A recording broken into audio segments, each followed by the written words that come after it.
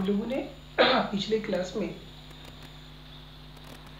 Surface chemistry को finish किया था और उसमें कुछ गोल्ड नंबर और फ्लक्चुएशन और फ्लक्चुएशन वैल्यू फाइंड आउट करने की जो न्यूमेरिकल्स प्रॉब्लम थी उसको हमने आपको बताया था। और इसमें न्यूमेरिकल्स केवल गोल्ड नंबर, फ्लक्चुएशन वैल्यू यही फाइंड आउट करने के दो न्यूमेरिकल्स है जिसके बारे में हमने आपको बताया था। आज हम लोग पढ़ते हैं, एक नई चैप्टर स्टार्ट करते हैं और इसका नाम है electrochemistry. So put the heading your. आज हम लोग पढ़ने वाले हैं इलेक्ट्रोकेमिस्ट्री।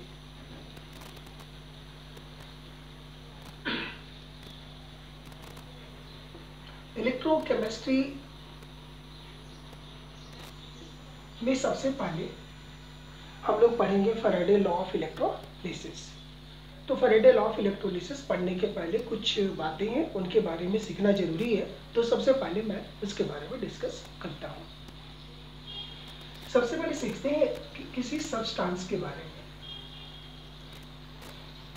यदि सब्सटेंस को देखा जाए तो on the basis of it either the given substance will dissociate or not after passing current electricity through its aqueous solution or its molten state. There are two types of it. किसी substance की aqueous solution और molten state में current pass कराने के बाद में वो या तो दो अपोजिट आइंस में डिसोसिएट होता है या नहीं होता है, इसके आधार पर उसे दो पार्ट में बांट सकते हैं। तो जो डिसोसिएट हो जाता है into opposite ions called electrolytes, और जो डिसोसिएट नहीं होते हैं दे आर नॉन इलेक्ट्रोलाइट्स। तो on the basis of it either the given substance would be dissociate into opposite ions or not. There are two types of substance. First one is electrolytes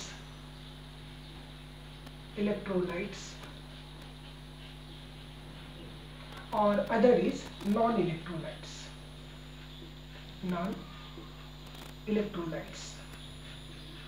दो तरह के substance होंगे।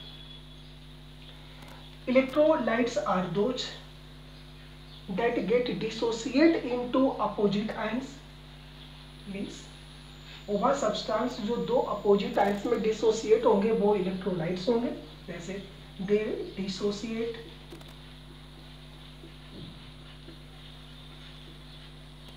इन to opposite ions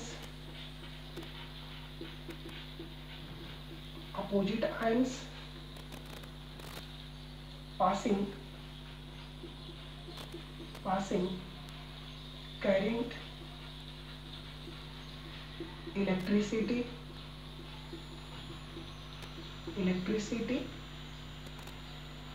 through its aqueous solution or molten state।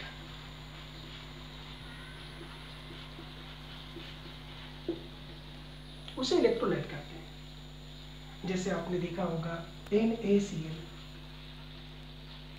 इसके यदि aqueous solution भी हो या molten state हो और इसमें करंट पास कराओ तो ये Na प्लस और Cl माइनस में कन्वर्ट हो जाते हैं, यानी ये क्या है, इलेक्ट्रोलाइट्स है।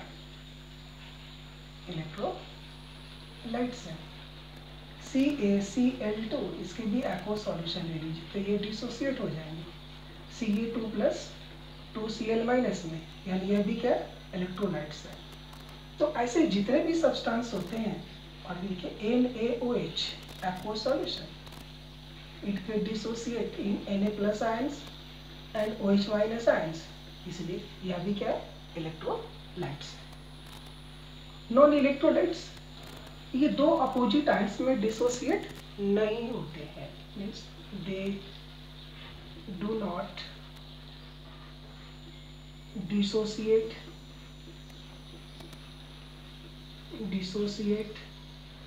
in two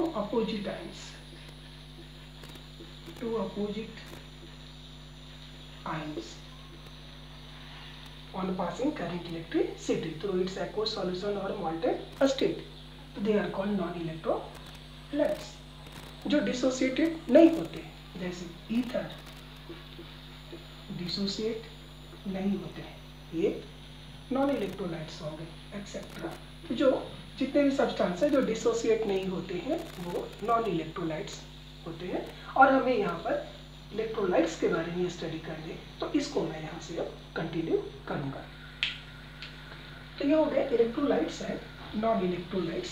दो तरह के सब्सटेंस होते हैं, एक वह सब्सटेंस जो कि आयोनाइज हो जाते हैं और एक वह सब्सटेंस जो कि आयोनाइज नहीं होते। इलेक्ट्रोलाइट्स दो तरह के होते हैं। इलेक्ट्रोलाइट्स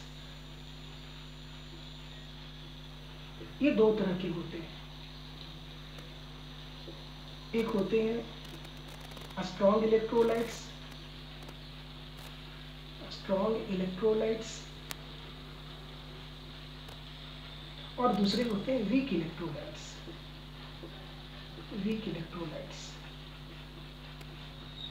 दो तरह के इलेक्ट्रोलाइट्स होते हैं, एक strong electrolytes, other is weak electrolytes. A strong electrolyte completely dissociated, completely ionizable, और ये क्या होते हैं partially ionizable,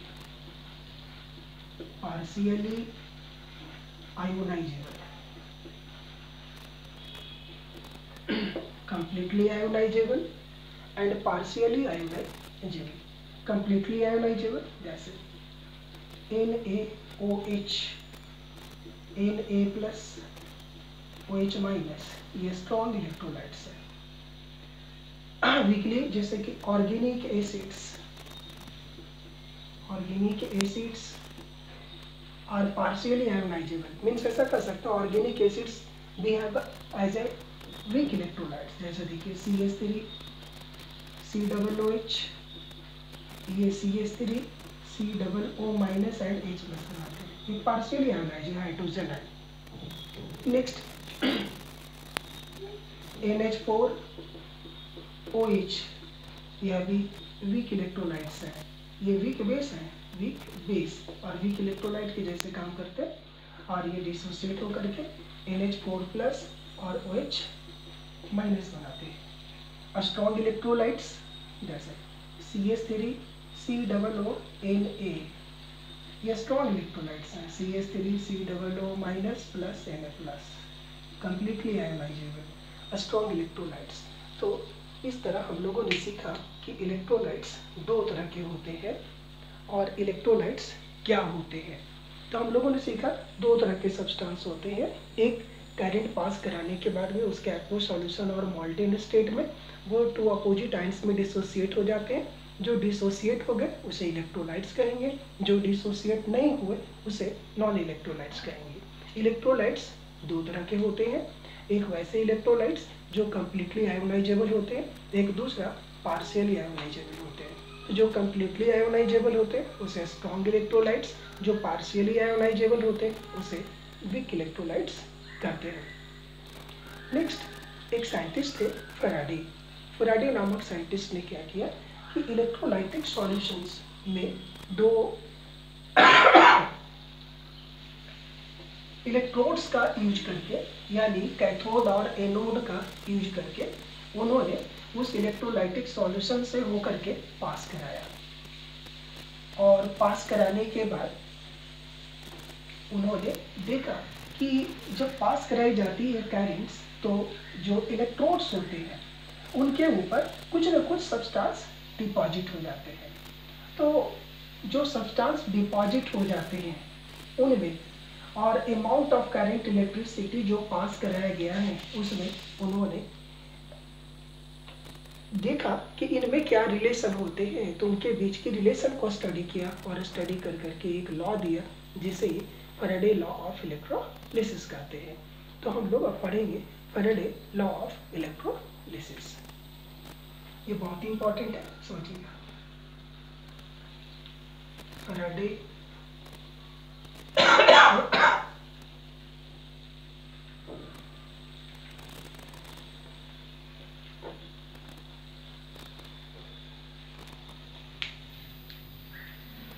Faraday law of electrolysis.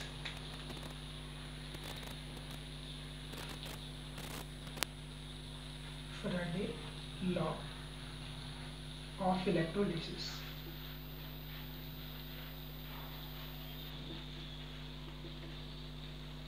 इसके दो लॉ हैं, तो पहला फर्स्ट लॉ हम लोग पढ़ते हैं।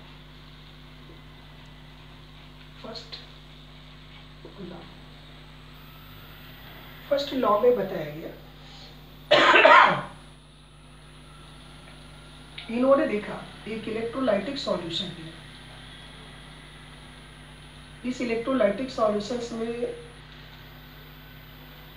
कैथोड और एनोड का यूज किया और इसे इन्होंने बैटरी से जोड़ दिया।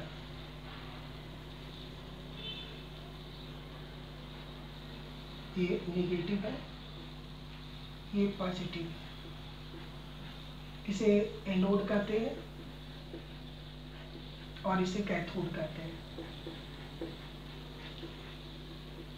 और यह इलेक्ट्रोलाइटिक सॉल्यूशन है।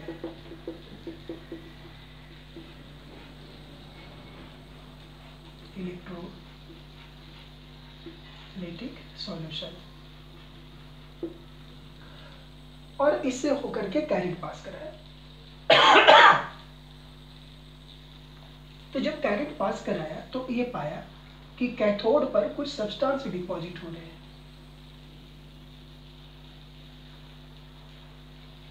और इन्होंने देखा कि जितना ही ज्यादा करंट हम इस सॉल्यूशन से पास कराते हैं उतना ही ज्यादा अमाउंट डिपॉजिट होता है इस कैथोड के ऊपर में। और ये देखा कि amount of current passed through this electrolytic solution and the amount of substance deposited on this cathode both are related to each other। और ऐसा देखिए दोनों में एक रिलेशन होता है और वो रिलेशन डायरेक्टली प्रोपोर्शनल का होता है। यदि इलेक्ट्रोलाइटिक सॉल्यूशन से करंट ज़्यादा देर तक पास कराते हैं तो जो अमाउंट डिपॉजिट होता है वह ज़्यादा होता है, और यदि कम टाइम तक करंट पास कराते हैं यानी कम अमाउंट ऑफ करंट आप पास कराते हैं तो जो अमाउंट डिपॉजिट होता है वह भी कम होता है। हमने मान लिया कि C एम्पियर का करंट, देखिए हमने मान लिया let C ampere current is passed through the electrolytic solution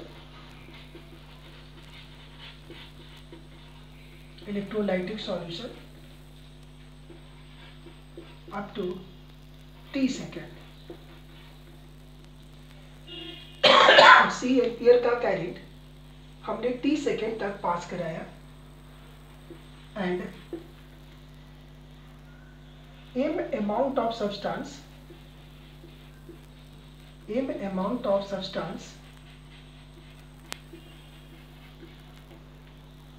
deposited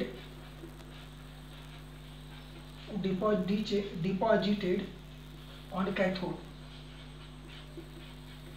cathode पे m ग्राम सब्सटेंस डिपॉजिट होता है। तो अभी हम लोगों ने देखा कि ज़्यादा करंट पास कराएंगे तो ज़्यादा अमाउंट डिपॉजिट होगा, कम अमाउंट पास कराएंगे करंट का तो कम अमाउंट डिपॉजिट होगा।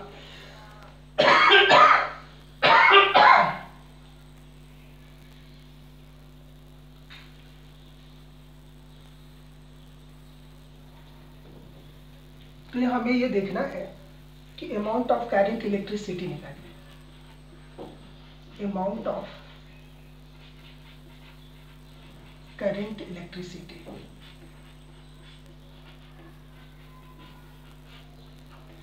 आपको ये पता होगा कि जो एम्पियर होते हैं t1 सेकेंड पर सेकेंड जितने कुलम्स यहाँ से करंट पास होते हैं, चार्ज पास होते हैं, उसे कहते हैं 1 एम्पियर। तो कितने एम्पियर है? C एम्पियर, यानी 1 सेकंड में कितने एम्पियर पास किए? C ampere. करंट पास कराया कितने तक? T सेकंड तक, इसलिए क्या हो गया? C into T। Therefore, according to first law of Faraday, C into T, M is directly proportional to C into T, और M इक्वल टू कोई प्रोपोर्शनल का साइन हटाएंगे तो कोई कांस्टेंट देना होगा। यहाँ Z हम लोग यूज करेंगे as a proportionality constant C into T, equation 1। जहाँ ये जो Z है, where Z equal to constant is called electrochemical equivalent. Electrochemical equivalent. अब यहाँ से इसकी इलेक्ट्रोकेमिकल इक्विवेलेंट की वैल्यू क्या होगी वो हमको निकालते हैं। If C equal to 1 ampere, T equal to 1 second, means if C और T का वैल्यू ये 1 एम्पियर का करंट 1 सेकेंड तक पास कराए तो M equal to Z। Therefore, M equal to Z1, equation number 2। It means electrochemical equivalent, ठीक है, of an electrolytic solution is equal to the amount of the substance deposited at cathode when 1 ampere current is passed through the 1 second from that electrolytic solution is called electrochemical equivalent. Means electrochemical equivalent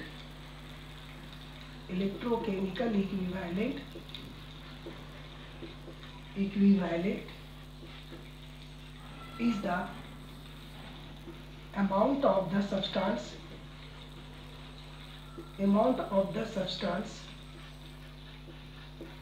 that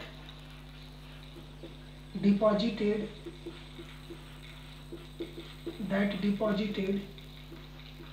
on electrode when 1 ampere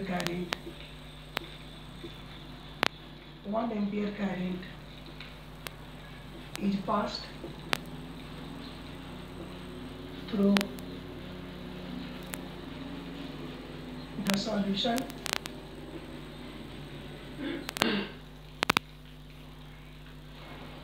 up to 1 second. 1 second तक पास कराते हैं तो जितना amount deposit होता है वह amount ही उस electrolytic solutions के इलेक्ट्रोकेमिकल इक्विवेलेंट के बराबर होता है। तो इससे ये पता चला कि किसी भी इलेक्ट्रोलाइटिक सॉल्यूशंस पे जितने अमाउंट डिपॉजिट होंगे, कितने डिपॉजिट नहीं होंगे, that will directly proportional to the amount of the current electricity passed through the electrolytic solution.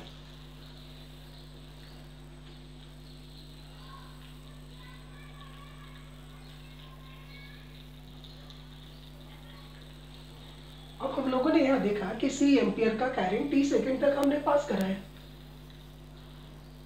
तो M1 मान लेते Z1 इसका इलेक्ट्रोकेमिकल इक्विवेलेंट है और M अमाउंट यहाँ डिपॉजिट हुए हैं, तो M इक्वल टू Z1 हो गए। तो हम लोगों ने यहाँ से ये सीखा। क्लियर है यहाँ तक? ठीक है।